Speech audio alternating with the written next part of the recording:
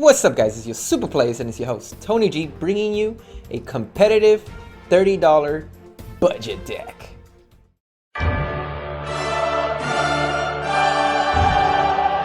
What's up, guys? So just like in the intro, it is a competitive $30 deck profile and is none other than the Mass Saiyan, the crit monster himself.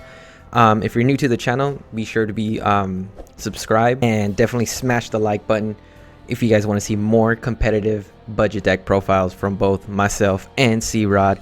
And the deck profiles actually on our Instagram, so it will be in the description down below. So definitely hit up our Instagram as well. So let's get to this deck profile. So it's the Mass Saiyan, and then what he does is activate main once per turn. Place the top 3 cards in the from your deck to the drop area, and once you do that, if you hit a black card and a color card, you gain these 2 abilities. You get critical if it's a black card, and if you get a color card, you get a 5k boost. So it has to be both. You could get either one. You get a 5k boost or a critical, or you could get both if you mill those 3 cards. So that's what he does when he's unawakened. And when he's awakened, he pretty much does the exact same thing, but now when he attacks, you draw a card. So look at how beast this guy is. Bardock Unbound by Darkness, one of the best aggressive decks out there in my opinion. I think he's one of the best leaders out there for at least aggro. And let's get to the deck profile. So we're gonna start off with 4 Fledging Talent Pan, because what's great about this deck is that we do run overwhelm cards that aren't that heavy to have in the drop area, but you usually want to see certain specific cards in the drop area, and Fledging Talent Pan helps with that. So I run her just because once per turn you choose 1 card from your hand and place it in the drop area, and you draw 1 card. And with the cards we have here, you want to have certain cards in the drop area, and we run 4 of her Fledging Talent Pan, which is a great card. And then to obviously aggro your opponent, we run 4 Fearless Assault Krillins, just because you need to self-awaken, because sometimes you might not be able to self-awaken and you'll just be milling out all your cards. And so we run 4 Fearless Assault Krillin just to not only that, take a life and pretty much gain critical. So a lot of these cards are critical cards, so it applies so much pressure early on, especially turn 1 or turn 2. If you go first, whoo, you're gonna be wrecking. That's all I'm gonna say. This deck is super aggressive, guys. And then we do run Kalifa, Troublemaker of Universe 6. The reason why I added her is because, yes, you need more self-awakening, but not only that, is when you play this card, you choose 1 card in your life and add it to your hand, and then choose up to 1 of your opponent's energy and switch it to rest mode. And especially if you go first, turn 1 or 2, they might not want to put a dual color card or even an energy in rest mode, so they'll keep it inactive. And what's great about her is that if you turn 1 play this, and you play this, turn 2, you pretty much put their energy that they need to rest mode, and you're just gonna really aggro them really hard. So that's what I like about this deck. And not only that, the overwhelm cards you run in here just apply so much pressure. By turn 2, you're gonna just be demolishing their life, to be honest, and it's very powerful. And just so you know, we do run these 2 drop Super Saiyan Blue Son Goku. The reason why we run this is because there's an overwhelm card that you'll see that brings this out for 1 energy with the 15k body of the overwhelm, and this guy becomes a 20k crit with that ability. So you'll see. And it not only that, it adds more well, you need yellow energy with this deck, so you use this. So that's why I chose to use yellow. People use red, but I think yellow is pretty energy control, so I like that. So that's why I ended up using that instead. And then we run 2 Furthering Destruction Champa. And obviously there's another extra card there that just gives you double strike, but you also want to finish your opponent off as well. So we run 2, gives us another color target in the drop area to give you the 5k boost as well.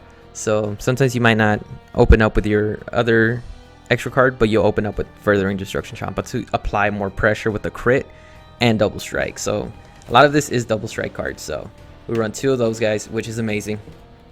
And then let's go into our black cards, and we run Gravy and Demigra's Thrall.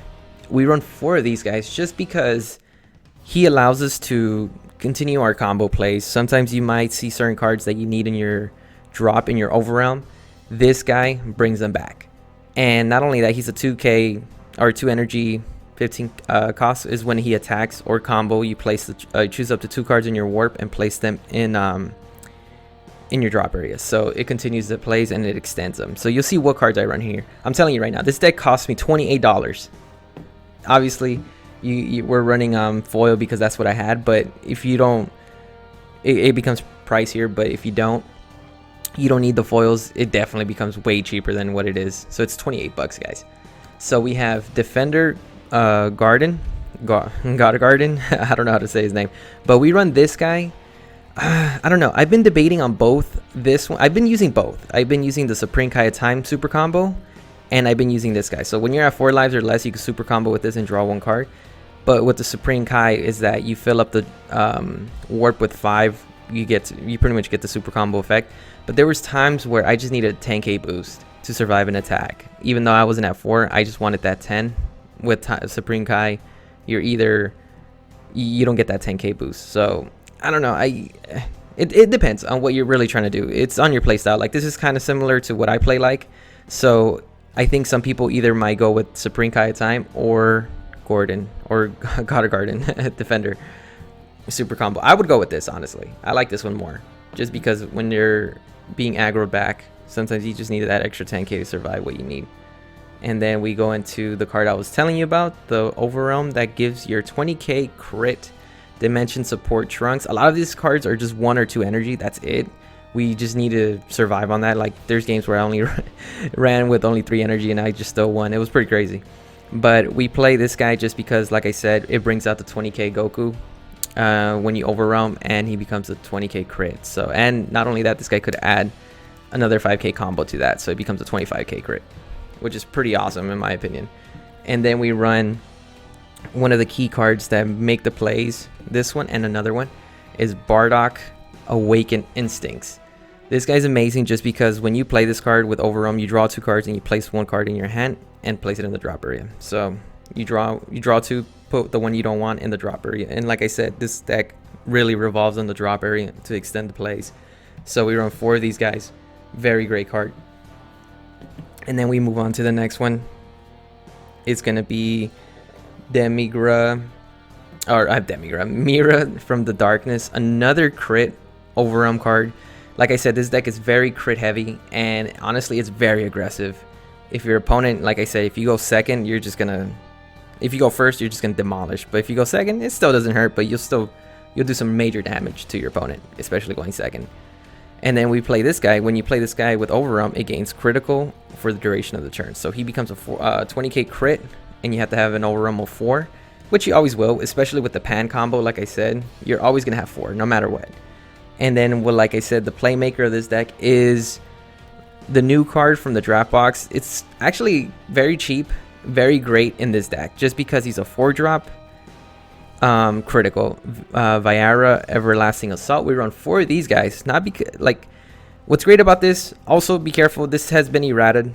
So let me tell you what it does. When this card attacks, or when this card is placed in the drop area from a battle area or combo area, it is placed in the bottom of the owner's deck instead. So yeah, that's they errated it. So whenever you warp this guy with another one, it goes to the bottom of the deck instead. So it doesn't continue the loop, which is pretty crazy. So it prevents that. So then you play this guy, choose one of your battle cards with an energy cost 4, and send it to the owner's warp, and play this guy from your drop area. So like I said, you could have this guy in the drop, in the field, and this guy's in your drop, like obviously with the Demigra or Gravy. You put him back to the drop, combo, you attack with him, combo Gravy, he goes back to the drop, and you bring him out for another crit, a 20k crit. So it just continues the plays. And sometimes with Bardock, it goes back to the drop area, which is, you have them in hand. Sometimes you don't want to open up with this in your hand. You want to mill it out with Bardock's ability. Or if you have Bardock, obviously Overwhelm, place him in the drop so you could bring him out, which is awesome. Very powerful effect. And then we move on to the next, our only extra cards in the deck, and I ran 4 Flying Nimbuses. Just like I said, it's a very budget friendly deck. It's very competitive and it's very affordable. And we run 4 Flying Nimbuses, and like I said, there's a lot of decks that are very aggressive, And so you just kind of want to survive the attacks. And not only that, this helps you fill the overrealm as well. So you negate, drop another one. Sometimes you're at 1 or 2 in the drop. All you got to do is do it, and you don't have to do Bardock's ability right away. You could just wait for it and then do what you need to do. Like I said, a lot of these decks, or a lot of these cards, only rely on 3 to 4 overrealm, which is phenomenal, especially if you're running yellow. Nimbus is like perfect. And then the last key card is obviously a Crack in Space Time, which is another great extra card. This is pretty much the playmaker for why this guy becomes so broken. He becomes so aggressive, and obviously they had to put him on the artworks. So you have this guy, which is amazing. Pretty much get the ability, combo this, becomes double strike crit. So another pretty much Champa on its own. There you guys have it. This is the crit competitive Bardock deck. Like I said, smash that like button if you guys want to see more budget friendly decks. And like, if you're new to the channel, like, comment, subscribe, and the deck profile is on our Instagram. So just definitely hit up in the description down below, and you'll see the deck there. So there you guys have it. If you guys want to try it in our Friday tournaments. $5, awesome. And there you guys have it. So like always, from your host Tony G, y'all stay super.